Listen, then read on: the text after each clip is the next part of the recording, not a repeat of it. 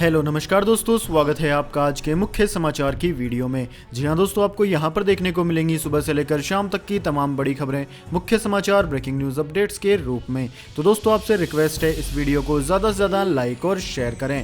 तो दोस्तों सीधे चलते हैं आज की पहली बड़ी खबर की ओर। 3 मई के बाद भी बढ़ाया जा सकता है बंद, होम मिनिस्ट्री ने दिए हैं संकेत। जी हां दोस्तों, 3 मई यानी कि रविवार को बंद का दूसरा फेज भी खत्म होने जा रहा है। लेकिन दोस्तों इस महामारी के बढ़ते मामलों को देखकर हर किसी के मन में यही सवाल उठ रहा है कि बंद खत्म होगा या फिर अभी और घरों में कैद रहना होगा। अभी तक इस बारे में कुछ कहा नहीं जा सकता। इसके बारे में तो फैसला खुद प्रधानमंत्री ही करेंगे। लेकिन दोस्तों इसी बीच गृह मंत्रालय ने 3 मई के बाद बंद को लेकर कुछ हिंट जरूर दे दिए हैं। दोस्तों गृह मंत्रालय ने साफ संकेत दिए हैं कि बंद को 3 मई से आगे भी बढ़ाया जा सकता है, लेकिन कई जिलों में लोगों को काफी छूट दी जा सकती है। दोस्तों होम मिनिस्ट्री ने बताया कि 4 मई से नई गाइडलाइन लागू हो जाएगी। इससे साफ पता चलता है कि 3 मई के बाद भी बंद में पूरी तरह से छूट नहीं दी जाएगी। कुछ रियायतों के साथ बंद को बढ़ाया जा सकता है। वैसे दोस्तों नई गाइडलाइन 3 मई से पहले ही जारी कर दी जाएगी। इसके बाद दोस्तों रुक करते हैं आज की अगली बड़ी खबर का। बसों से लोगों को घर भेजने का 7 राज्यों ने किया विरोध, कहा इसमें महीनों लगेंगे, ट्रेन चलाए सरकार। जी हां दोस्तों, केंद्र सरकार ने बुधवार को बंद के कारण देश के अलग अलग हिस्सों में फंसे लोगों को घर भेजने संबंधी अहम फैसला लिया था। सरकार ने राज्यों से कहा था कि फंसे हुए लोगों को बसों के जरिए उनके गंतव्य स्थान तक भेजे जाने की व्यवस्था करे। अब दोस्तों इनमें से 7 राज्यों ने केंद्र सरकार के इस फैसले का विरोध किया है। इन राज्यों का कहना है कि लोगों को बसों से घर भेजे जाने का फैसला सही नहीं है। इस प्रक्रिया में महीनों लग जाएंगे। राज्यों ने विशेष ट्रेनें चलाकर लोगों को घर भेजने की मांग की है। दोस्तों गृह मंत्रालय ने बुधवार को बंद में फंसे लोगों को घर भेजने के लिए गाइडलाइंस जारी की थी। लोगों को बसों से घर भेजने के सरकार के फैसले का विरोध तेलंगाना, केरल, तमिलनाडु, महाराष्ट्र, राजस्थान, पंजाब और बिहार राज्य ने किया है। इसके बाद दोस्तों रुक करते हैं आज की अगली बड़ी खबर का। अमेरिकी राष्ट्रपति डोनाल्ड ट्रंप ने चीन और WHO को लेकर फिर जताई नाराजगी, कहा दोनों ने हमें गुमराह किया, अब उठाना होगा यह कदम। जी हां दोस्तों, अमेरिका में इस भयंकर बीमारी की रफ्तार थमने का नाम नहीं ले रही है। पिछले 24 घंटों में यहां 2000 से ज्यादा लोगों की जान चली गई। लेकिन राष्ट्रपति डोनाल्ड ट्रंप चीन और विश्व स्वास्थ्य संगठन यानी कि WHO को ही दोषी ठहराने तक सीमित होकर रह गए हैं। ट्रंप ने एक बार फिर से दोनों पर हमला बोला है। उन्होंने WHO को चीन का पाइप ऑर्गन करार देते हुए कहा है कि अमेरिका जल्द ही उसके खिलाफ कुछ सिफारिशें लाएगा। व्हाइट हाउस के ओवल ऑफिस में संवाददाताओं से बातचीत में ट्रंप ने कहा कि चीन और WHO ने हमें गुमराह किया है। हम WHO की कार्यप्रणाली से खुश नहीं हैं। जल्द ही हम दोनों के बारे में कुछ सिफारिशें लेकर आएंगे। दोस्तों डोनाल्ड ट्रंप शुरुआत से ही चीन और WHO को निशाना बनाते आ रहे हैं। उन्होंने बीजिंग के साथ साथ इस बीमारी के फैलाव में विश्व स्वास्थ्य संगठन यानी कि WHO की भूमिका का पता लगाने के लिए भी जांच बैठाई है। इतना ही नहीं, जब तक जांच जारी रहेगी तब तक अमेरिका WHO को कोई फंड भी नहीं देगा। इसके बाद दोस्तों रुक करते हैं आज की अगली बड़ी खबर का। बॉलीवुड अभिनेता ऋषि कपूर का हुआ निधन, चंदनवाड़ी शमशान घाट में हुआ अंतिम संस्कार, शामिल नहीं हो पाई उनकी बेटी।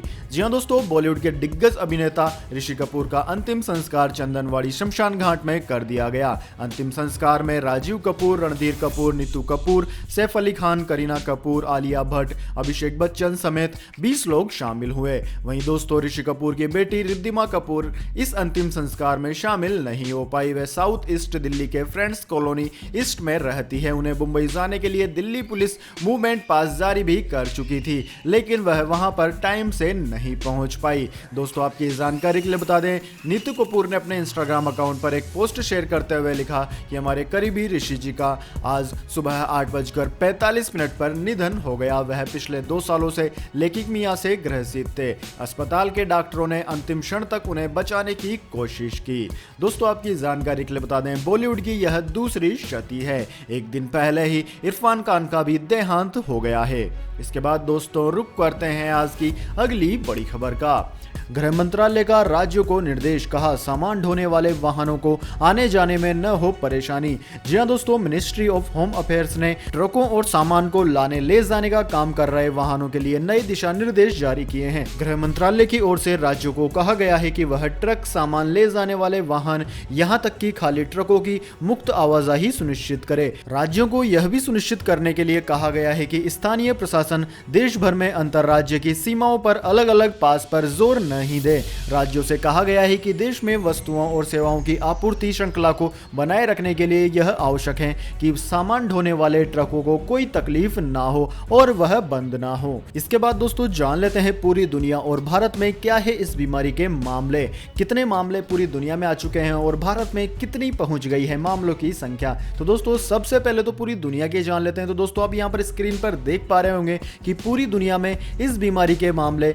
32,09,984 से ऊपर पहुंच चुके हैं, जबकि मरने वालों की संख्या 2,28,000 को पार कर गई है। दोस्तों इस बीमारी से सबसे ज्यादा प्रभावित देश अमेरिका है। अमेरिका में मरीजों की संख्या 10,67,445 के पार पहुंच गई है, जबकि मरने वालों की संख्या लगभग 62,000 के पार पहुंच चुकी है।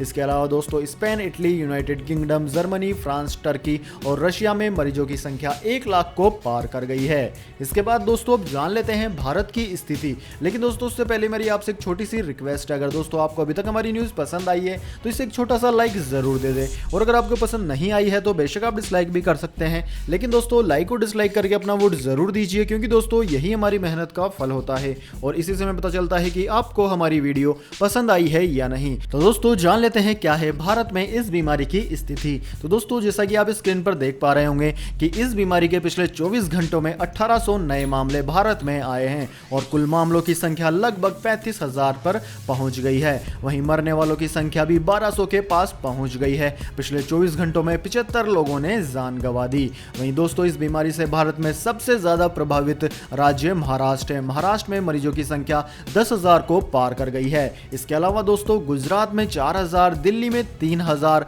और मध्य प्रदेश, राजस्थान, तमिलनाडु, उत्तर प्रदेश में 2,000 को पार कर गई है। इसके अलावा आंध्र प्रदेश, तेलंगाना और वेस्ट बंगाल में लगभग 1,000 को पार कर गई है। दोस्तों आप अपने राज्य और शहर का नाम लिखकर वहां की स्थिति भी बताइए कि इस बीमारी के वहां पर कितने मामले आ गए हैं। इसके बाद दोस्तों अब जान लेते हैं अगली बड़ी खबर। कोलकाता में सार्वजनिक स्थान पर थूका तो जाना पड़ेगा जेल। जी हां दोस्तों आपने बिल्कुल सही सुना। फैल रही बीमारी को रोकने के लिए कोलकाता पुलिस ऐसे लोगों पर कड़ी कार्यवाही कर रही है जो सार्वजनिक स्थानों पर थूकने से बाज नहीं आते हैं। दोस्तों पुलिस ने इस संबंध में कुछ दिशा निर्देश भी जारी किए हैं। सूत्रों के मुताबिक यदि कोई व्यक्ति नियम का उल्लंघन करता पाया जाता है तो मामला दर्ज करने के साथ ही उसे गिरफ्तार भी किया जा सकता है। इसके अलावा पश्चिम बंगाल के कानून के तहत उससे 2,000 से 5,000 रुपए तक जुर्माना भी वसूल किया जाएगा। सूत्रों के हवाले से जानकारी मिली है कि कोलकाता पुलिस के शीर्ष अधिकारियों ने फील्ड ऑफिसरों को ऐसे लोगों के खिलाफ मुकदमा दर्ज करने और पश्चिम बंगाल के स्थानीय कानून के तहत कार्रवाई करने को कहा है। यह कार्रवाई ऐसे लोगों पर की जाएगी जो सार्वजनिक स्थानों पर थूकते हैं। इसके बाद दोस्तों अगली बड़ी खबर, मौसम समाचार। आंधी और बारिश से कई राज्यों में तबाही, अगले 24 घंटे में इन राज्यों के लिए है चेतावनी। जी हां दोस्तों फैल रही बीमारी के बीच मौसम ने भी करवट ली है और कई राज्यों में कहर बरपा रहा है। पिछले 24 घंटे में आंधी तूफान के साथ बारिश और ओलावृष्टि ने कई राज्यों में फसल को तबाह किया है। वहीं दोस्तों मौसम विज्ञान विभाग ने देश के अधिकांश हिस्सों में अब जबरदस्त बारिश की संभावना जताई है। कई राज्यों में आंधी के साथ ओलावृष्टि का भी अनुमान लगाया है। वहीं दोस्तों मौसम विज्ञान विभाग ने कई राज्यों में तेज बारिश की संभावना को लेकर चेतावनी भी जारी कर दी है। दोस्तों मौसम विज्ञान विभाग ने इस महीने में दूसरी बार यह अलर्ट जारी किया है। इससे पहले विभाग ने 15 दिन पहले दक्षिण पश्चिमी मानसून सीजन के दौरान भारत में सामान्य वर्षा की भविष्यवाणी की थी। वहीं दोस्तों अब इंडियन मेट्रोलॉजी डिपार्टमेंट ने अगले 24 घंटे के दौरान आंध्र प्रदेश, तमिलनाडु, गुजरात और केरल में मूसलाधार बारिश की चेतावनी जारी की है। इसके अलावा दोस्तों पश्चिम बंगाल, झारखंड, ओडिशा, पूर्वी मध्य प्रदेश, विदर्भ और तेलंगाना में भी बारिश की संभावना व्यक्त की है। इसके बाद दोस्तों रुक करते हैं आज की अगली बड़ी खबर का। अमेरिका ने फिर बढ़ाया मदद का हाथ। इस बीमारी से लड़ने के लिए भारत को अब देगा $30 लाख की मदद। जी हां दोस्तों अमेरिकी सरकार ने अपनी सहायता एजेंसी USAID के जरिए भारत को इस बीमारी और महामारी से लड़ने के लिए अतिरिक्त $30 लाख की सहायता राशि देने की घोषणा की है। इससे पहले दोस्तों 6 अप्रैल को USAID ने इस बीमारी के खिलाफ लड़ाई में $29 लाख अमेरिकी डॉलर की सहायता राशि देने की घोषणा की थी। दोस्तों, अपने देश में पहले ही भारी भरकम पैकेज का ऐलान कर चुके अमेरिकी राष्ट्रपति डोनाल्ड ट्रंप दुनिया के दूसरे देशों के लिए मदद का हाथ लगातार आगे बढ़ा रहे हैं। दोस्तों, अमेरिकी राष्ट्रपति की इस दरियादिली के लिए आप क्या कहना चाहेंगे, कमेंट करके जरूर बताएं। इसके बाद दोस्तों रुक करते हैं आज की अगली बड़ी खबर का। उद्धव ठाकरे की कुर्सी पर खतरा, गवर्नर ने गेंद चुनाव आयोग के पाले में डाली। महाराष्ट्र में जा सकती है उद्धव ठाकरे की कुर्सी।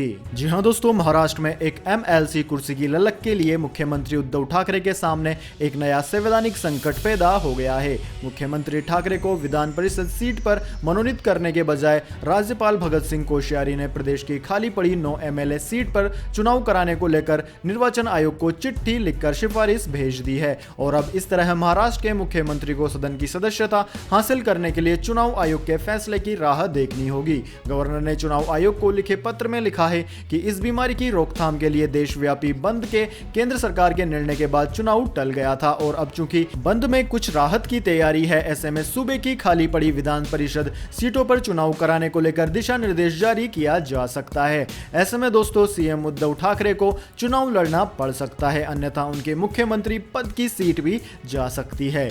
इसके बाद दोस्तों रुक करते हैं आज की अगली बड़ी खबर का। सरकार को लगा बड़ा झटका, अप्रैल में जीएसटी कलेक्शन अब तक के रिकॉर्ड निचले स्तर पर। जी हां दोस्तों, देश भर में बंद की वजह से मार्च महीने के लिए 29 अप्रैल तक जीएसटी कलेक्शन रिकॉर्ड स्तर पर लुढ़क 28,309 करोड़ रुपए रहा है। सीएनबीसी टीवी को सूत्रों से इस बारे में जानकारी मिली है। दोस्तों, मार्च 2019 में यह 1.13 लाख करोड़ रुपए था।